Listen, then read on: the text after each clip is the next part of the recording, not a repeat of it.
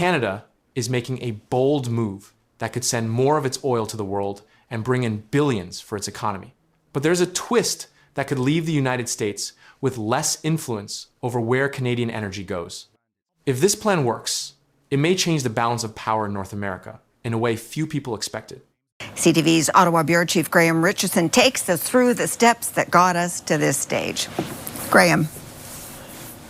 Sandy, Mark Carney's political brand is all about changing the way Liberals operate in government when it comes to the economy.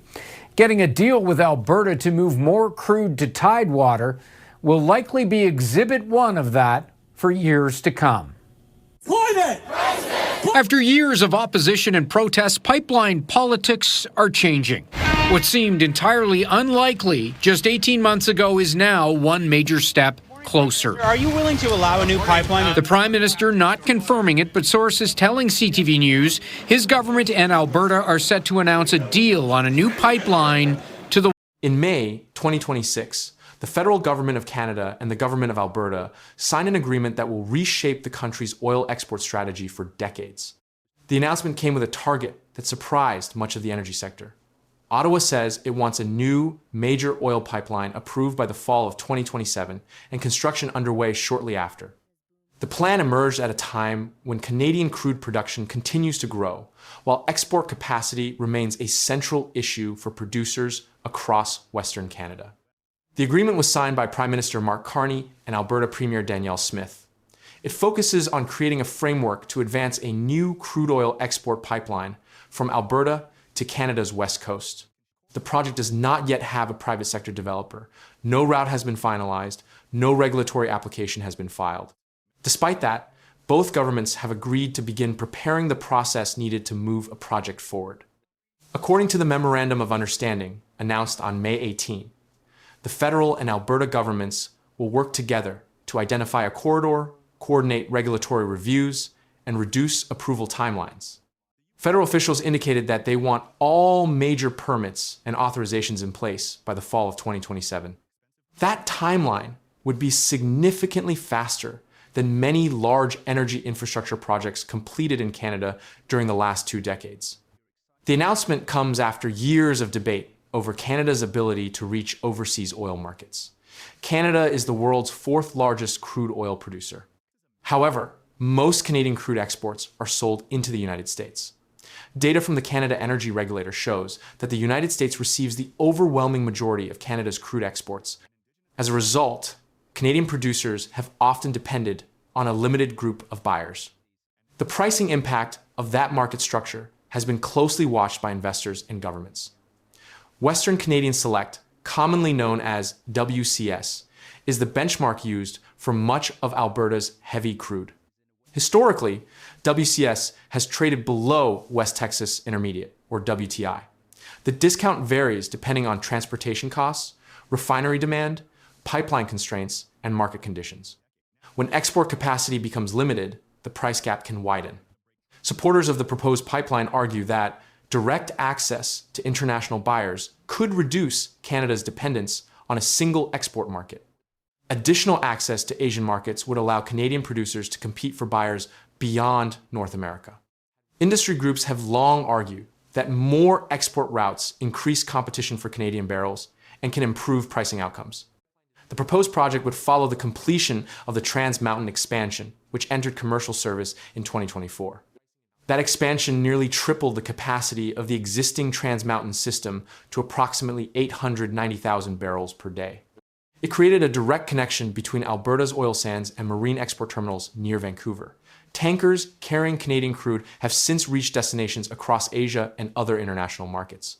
Despite the completion of Trans Mountain, Alberta officials have continued to advocate for additional export capacity.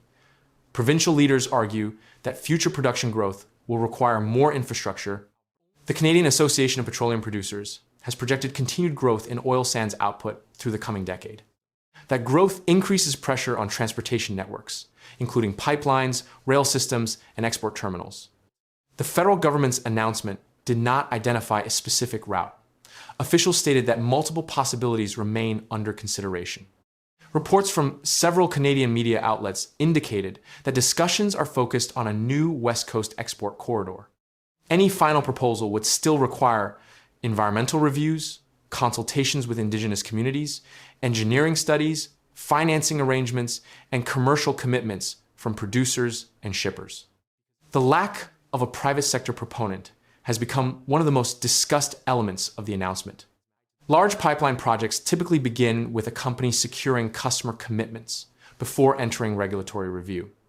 In this case, governments are attempting to establish the framework first. Federal officials have said that creating regulatory certainty could attract private investment. Federal Intergovernmental Affairs Minister Dominic LeBlanc addressed the timeline following the agreement. He stated, "We believe this project can be approved by the fall of 2027. That statement established the government's target and immediately became a focal point of industry analysis. Energy companies, financial institutions, and policy observers began assessing whether such a schedule could be achieved. Several analysts have noted the scale of the challenge. Building a major export pipeline requires route selection, environmental assessments, consultation processes, commercial agreements, engineering work, and construction planning.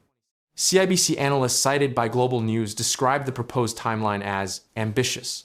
The report noted that large-scale infrastructure projects often require years of preparation before construction begins. The announcement also generated reactions across Alberta's political and business communities. Industry organizations generally welcomed the agreement, pointing to long-standing concerns about market access. Some environmental groups expressed opposition, arguing that Canada should prioritize lower emission energy investments.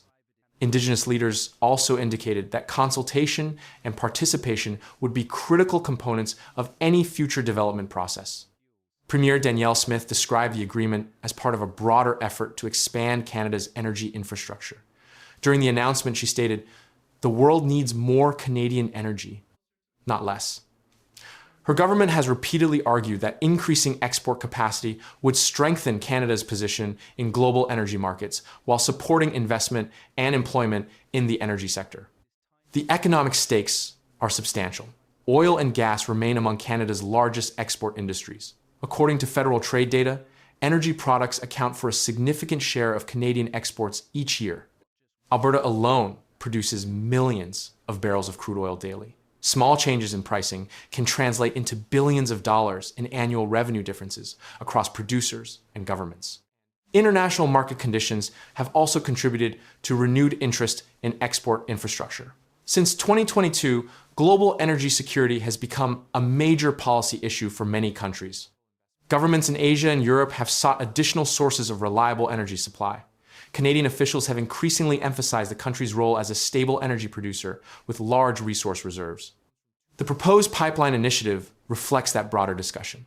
Supporters argue that expanding access to tidewater would allow Canada to serve a wider range of customers. Critics maintain that major fossil fuel infrastructure projects face economic, environmental, and regulatory risks. Those debates are expected to continue as more details emerge. At the time of the agreement, no construction date had been announced. No final investment decision had been made. No private developer had committed to building the project.